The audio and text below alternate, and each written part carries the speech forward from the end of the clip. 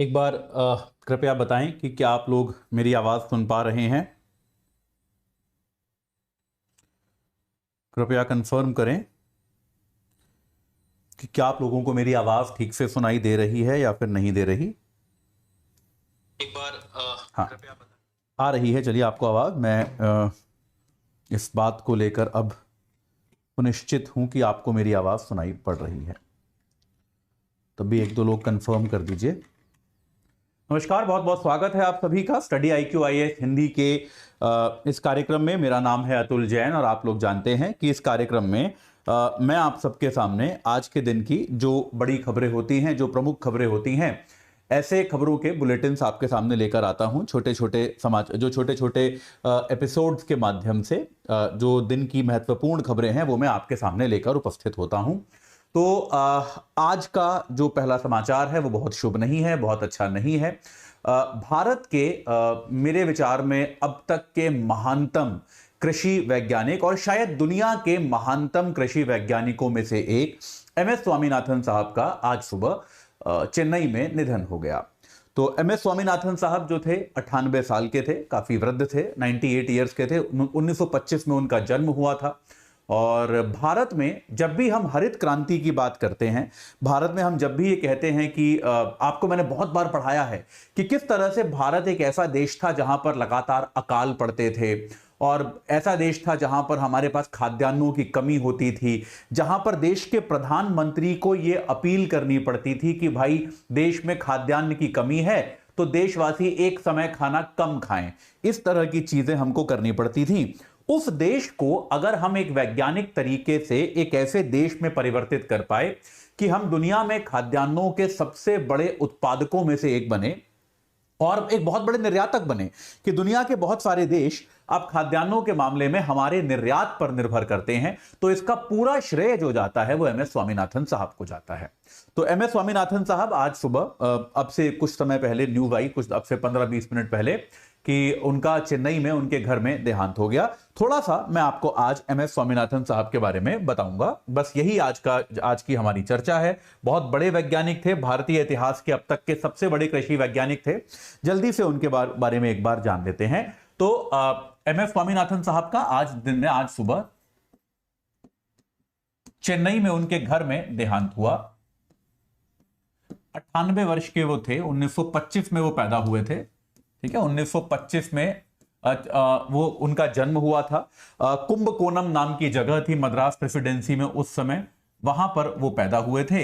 एक पढ़े लिखे परिवार के थे, पढ़े लिखे परिवार से ताल्लुक रखते थे। माता पिता दोनों विज्ञान के क्षेत्र में काम करते थे और बचपन से ही उनका या तो वो पुलिस वाले बनना चाहते थे, उनकी रुचि थी कि भाई हम जो या तो पुलिस सेवा में जाएंगे या फिर वो कृषि में काम करना चाहते थे।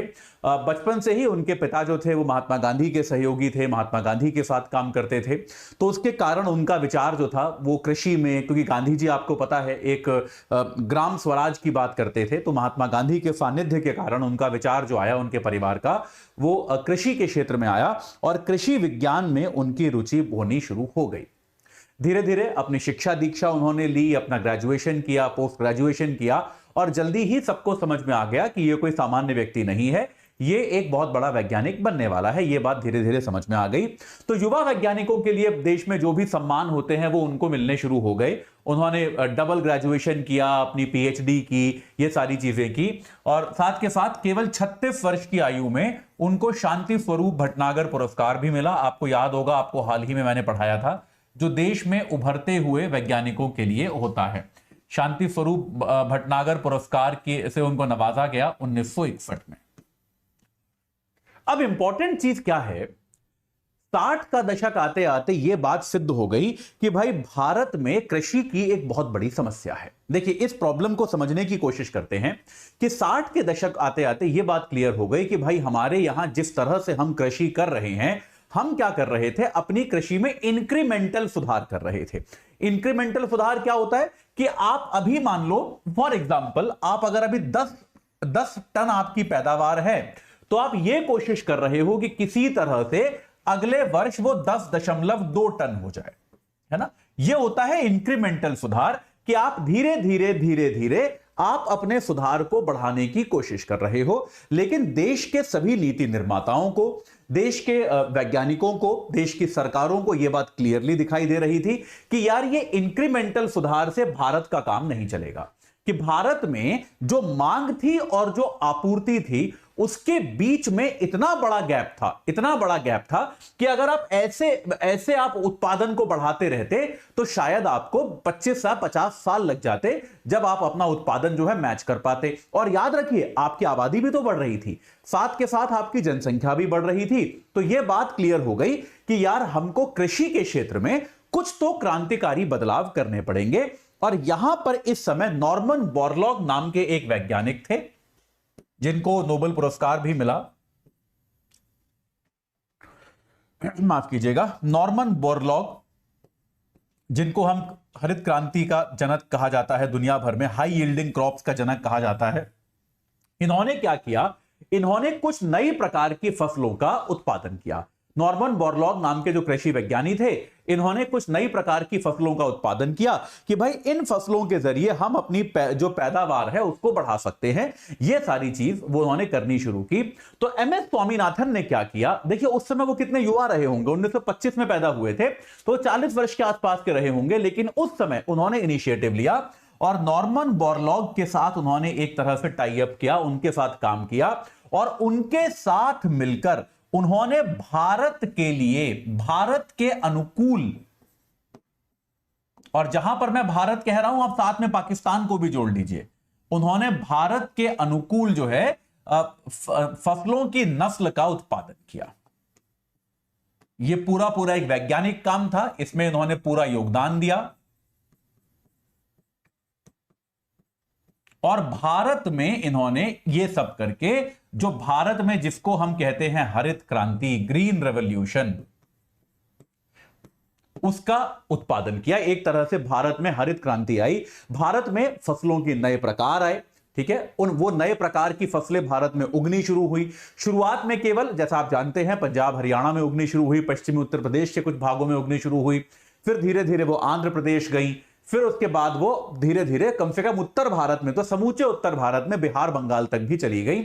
और इस तरह से हमने देखा कि जहां पर हम अपने उत्पादन में ग्रेजुअल विकास कर रहे थे, इंक्रीमेंटल तरक्की कर रहे थे, वहीं कुछ समय के बाद हमारा उत्पादन अचानक से कई गुना बढ़ने लगा। और भारत ने जिस तरह से 60 के दशक में, आपको याद होगा जब लाल बहादुर शास्त्री प्रधानमंत्री थे, तब प्रधानमंत्री को टेलीविजन पे आकर या फिर रेडियो के जरिए यह अपील करनी पड़ती थी देशवासियों से कि यार आप थोड़ा एक समय का खाना छोड़ो क्योंकि अकाल पड़ा हुआ है। उस देश से हम एक ऐसे देश में परिवर्तित हो गए जो अपनी खाद्यान्न की आवश्यकताओं के लिए किसी पर भी निर्भर नहीं रहा। हम अपनी खाद्यान्न की आवश्यकताओं में पूरी तरह से आत्मनिर्भर हो गए और साथ के साथ आने वाले दशकों में हमने क्या किया, खाद्यान्न का निर्यात भी करना शुरू किया। तो ये जो भारत और पाकिस्तान जैसे देशों में, क्योंकि भारत और पाकिस्तान, देखिए वैज्ञानिक जो आविष्कार होते हैं वो देश की सीमाएं नहीं देखते, तो भारत और पाकिस्तान जैसे देशों में जो अकाल की समस्या थी उसका पूरी तरह से निजात पाया गया। इनमें जो अकाल की समस्या थी, इस अकाल की समस्या से भारत और पाकिस्तान ने पूरी तरह से निजात पा लिया। और इस निजात को पाने के लिए अगर आप किसी एक व्यक्ति को श्रेय दे सकते हैं, हालांकि टीम वर्क होता है, बहुत सारे लोग काम करते हैं, बहुत सारे वैज्ञानिक होते हैं, लेकिन इस पूरे अभियान का किसी ने अगर नेतृत्व किया तो वो नेतृत्व किया एमएस स्वामीनाथन ने। तो अभी किसी ने कमेंट में लिखा है कि बहुत भारत का पेट भरा है एमएस स्वामीनाथन ने, वो बात सही है, न सिर्फ भारत का, पाकिस्तान का। और अब देखिए क्या होता है, कई बार हम लोग वैज्ञानिकों के योगदान को ऐसे समझ नहीं पाते। यह सोचिए कि अगर यह हरित क्रांति ना हुई होती तो हमारे देश में कितनी बड़ी संख्या में लोग भूखमरी से मर गए होते। तो एमएस स्वामीनाथन का जो योगदान है वो केवल विज्ञान में नहीं है, वो एक मानवीय योगदान भी है कि उन्होंने कृषि के क्षेत्र में इतना काम किया, जिस कृषि के क्षेत्र में भारत के किसान को एक बेहद गरीब किसान माना जाता था, वहां पर उन्होंने भारत को कृषि के क्षेत्र में आत्मनिर्भर बनाया। ठीक है, इसके अलावा अब यहां तक आते आते उनकी नेतृत्व की क्षमता कि भाई वो किस तरह के वैज्ञानिक हैं। और देखिए केवल बात यह नहीं है कि आपने एक्सपेरिमेंट किया, आपने उसको ठीक से लागू भी किया, आपने उसको अच्छे से आप उसको कायदे से, भारत जैसे देश में जहां पर बहुत अच्छा इंफ्रास्ट्रक्चर नहीं था, आप ऐसे देश में उसको इंप्लीमेंट भी कर पाए, लागू भी कर पाए, तो उनकी एक मैनेजमेंट की जो क्षमता है उसका भी पूरी दुनिया ने लोहा माना। और उसके बाद उनको बहुत सारे पद दिए गए। जैसे मैंने यहां पे एक लिस्ट बनाकर मैं लाया हूं, अंतरराष्ट्रीय चावल अनुसंधान संस्थान है, इंटरनेशनल राइस रिसर्च ऑर्गेनाइजेशन है। कहां है ये? फिलीपींस में। यूपीएससी में पूछा जा चुका है कई साल पहले। अंतरराष्ट्रीय चावल अनुसंधान संस्थान है, तो चावल की रिसर्च यहां पर की जाती है, फिलीपींस में है ये। इसके वो डायरेक्टर जनरल रहे, यानी कि इसके वो अध्यक्ष रहे एक तरह से, ठीक है। तो बहुत सारे उनको बड़े बड़े पद दिए गए, बहुत सारी चीजें की गई। 2004 में भारत सरकार ने एक राष्ट्रीय कृषक आयोग बनाया। भाई 2004 आते आते यह स्पष्ट हो गया था कि आपको किसानों की आय, जो आजकल भाई अभी भी हमारे प्रधानमंत्री कहते हैं ना कि हम किसानों की आय दुगनी करेंगे, तो उस समय भी यह चर्चा थी कि भाई किसानों की आय जो है उसको कैसे बढ़ाया जाए, किसानों की जो आपके यहां स्थिति है उसको कैसे सुधारा जाए। तो राष्ट्रीय कृषक आयोग का गठन किया गया 2004 में। एमएस स्वामीनाथन साहब को इसका अध्यक्ष बनाया गया। और मतलब कोई डाउट ही नहीं है, आप मतलब यार एमएस स्वामीनाथन के अलावा किसको अध्यक्ष बनाओगे? कृषकों से जुड़ी किसी बात पर आप एमएस स्वामीनाथन के अलावा और किसको अध्यक्ष बना सकते हो? राष्ट्रीय कृषक आयोग का अध्यक्ष एमएस स्वामीनाथन को बनाया गया। तो अभी भी मैं आपको याद होगा, इकोनॉमिक्स में मैंने आपको फाउंडेशन कोर्स में पढ़ाया है या P2I में पढ़ाया है, जब भी हम न्यूनतम समर्थन मूल्य की बात करते हैं, याद है एमएसपी की बात करते हैं कि नहीं करते हम बार बार? किसान कहते हैं कि भैया हमको न्यूनतम समर्थन मूल्य दो, तो इसको कैलकुलेट कैसे किया जाए कि भाई किसी फसल का एमएसपी कितना होना चाहिए, इसकी कैलकुलेशन के लिए आज की तारीख में भी सबसे स्टैंडर्ड फॉर्मूला जो माना जाता है वो स्वामीनाथन फॉर्मूला माना जाता है। स्वामीनाथन फॉर्मूला एक माना जाता है कि भाई जिसमें कि किसी लागत कितनी लगी, परिवार का श्रम कितना लगा, इन सब चीजों को जोड़कर, इन सब चीजों को आधार बनाकर उन्होंने एक एमएस स्वामीनाथन फॉर्मूला दिया। और ये एमएस स्वामीनाथन फॉर्मूला जो है ये सबसे प्रमुख फॉर्मूला माना जाता है आज की तारीख में भी, जिसके जरिए आप जो है इसको कैलकुलेट करते हो कि भाई किसी भी फसल का, किसी भी क्रॉप का एमएसपी कितना होना चाहिए। इसके लिए आपको ये एक अच्छा कुछ अटका है क्या वीडियो? हाँ, ये जो है इसका आप एक कैलकुलेशन आप यहां पर करते हो, ठीक है। बहुत सारे तमाम तरीके के उनको पुरस्कार दिए गए, ठीक है। उसके पहले उनके वैज्ञानिक रिसर्च की बात कर लेते हैं। ऐसी बहुत सारी फसलें हैं जिस पर उन्होंने रिसर्च किया। चावल है, दलहने हैं, तिलहने हैं, है ना। आलू के रिसर्च की फसल पर उन्होंने बहुत सारा रिसर्च किया। कुल मिला के 46 रिसर्च पेपर उन्होंने ऐसे छापे जो उनके अकेले के हैं, जिसमें उनके अलावा और कोई वैज्ञानिक नहीं था। और अगर आप कुल उनके पेपर देखें तो 254 रिसर्च पेपर उन्होंने सबके मतलब मिलकर छापे हैं, यानी कि 250 से ऊपर ऐसे रिसर्च पेपर्स हैं जो एमएस स्वामीनाथन साहब ने छापे हैं। दुनिया का कृषि क्षेत्र से जुड़ा हुआ ऐसा कोई भी साइंटिफिक जर्नल नहीं है जहां पर एमएस स्वामीनाथन के पेपर ना छपे हों। दुनिया की ऐसी कोई यूनिवर्सिटी नहीं है जो कृषि विज्ञान में एमएस स्वामीनाथन का काम ना पढ़ाती हो। ऐसा कोई विश्वविद्यालय नहीं है। आप दुनिया की किसी भी यूनिवर्सिटी में चले जाएं, अगर आप कृषि विज्ञान पढ़ेंगे तो आप एमएस स्वामीनाथन का काम वहां पर निश्चित तौर पर ही पढ़ेंगे, ठीक है। बहुत सारे उनको पुरस्कार दिए गए, बहुत लंबी लिस्ट है, कुछ एक मैं आपको बताई देता हूं। बहुत लंबी चौड़ी सी लिस्ट है। लेकिन उसके पहले 1999 में जब हमारी पिछली सदी समाप्त होने वाली थी, तो याद रखिए 1999 आते आते जो दुनिया की एक सबसे मशहूर मैगजीन है टाइम मैगजीन, टाइम मैगजीन ने एक सूची निकाली। और यह सूची क्या थी? यह सूची थी यार कि पिछली, अब जो सदी खत्म होने वाली है, यानी कि 20वीं सदी के कौन 20 ऐसे एशियाई लोग हैं जो सबसे प्रभावशाली रहे। तो टाइम मैगजीन की सूची थी 20 सर्वाधिक प्रभावशाली लोग पिछली पूरी सदी के, याद रखिएगा। यानी कि जिन लोगों ने अपने कामों से बहुत ज्यादा प्रभाव छोड़ा, ऐसे एशिया के कौन 20 सबसे प्रभावशाली लोग रहे हैं 1901 से 1999 तक। और इस सूची में जो 20 नामों की लिस्ट बनाई गई, केवल 3 भारतीय लोग इसमें शामिल थे, महात्मा गांधी, रविंद्रनाथ टैगोर और एमएस स्वामीनाथन। एक बार 1 सेकंड के लिए पॉज लेके इस सूची पर ध्यान दीजिए कि पूरी सदी में 20 ऐसे लोग जिन्होंने दुनिया को सबसे ज्यादा प्रभावित किया।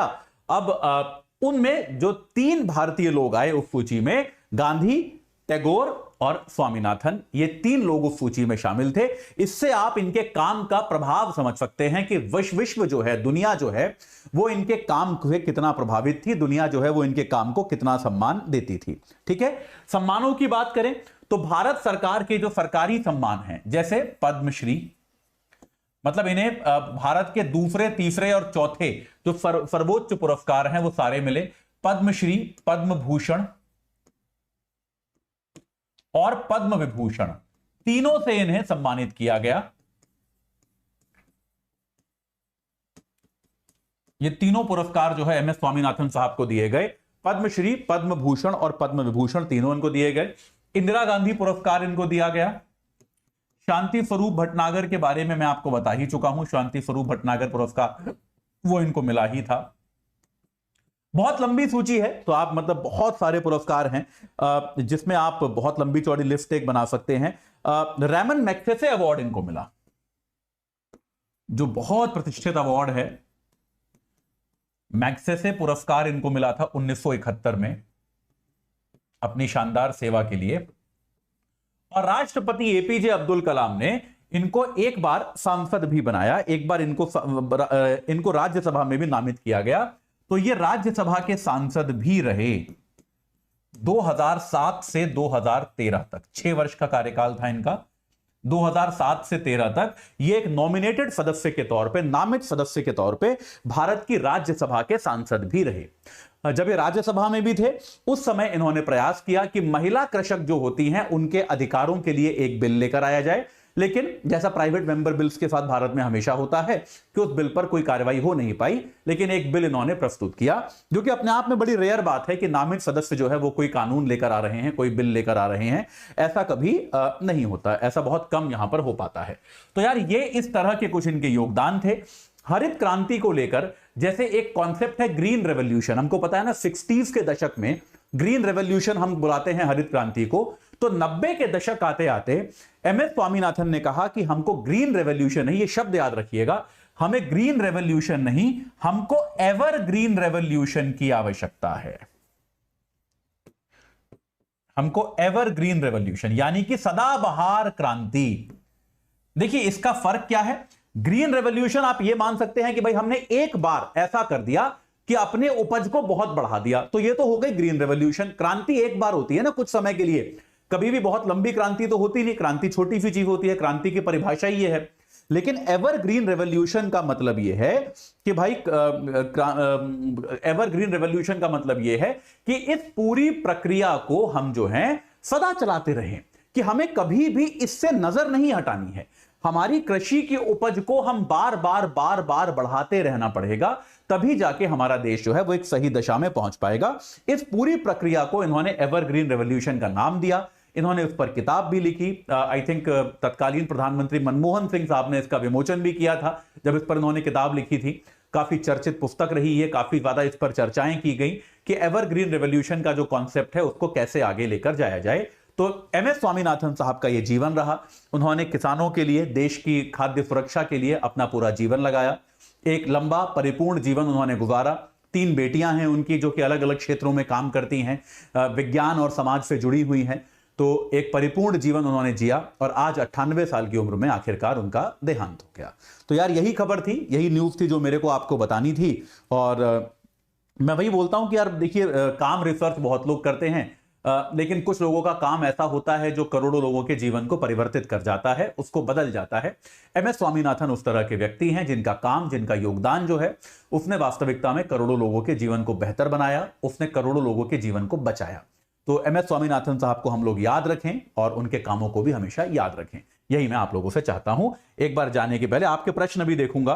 प्रश्नों के पहले मैं आपको एक बार बता दूं कि यार हमारे P2I बैचेस जो हैं उन पर एक सुपर लर्निंग डेज सेल लगी है। अभी सुपर लर्निंग डेज क्या होते हैं मेरे को नहीं पता, लेकिन ये सेल लगी है। और ये सेल में आपको क्या मिल रहा है? इस सेल में आपको मिल रहा है 2024 वाला जो बैच है, जो अब तक आपको 29,999 का मिल रहा था, वो एजे लाइव कोड लगा के आपको 26,999 में मिल जाएगा। यानी कि 30 तारीख तक केवल 30 तारीख तक, आज कल परसों इन 3 दिनों के लिए आपको अब ये केवल 27,000 में मिल जाएगा, 26,999।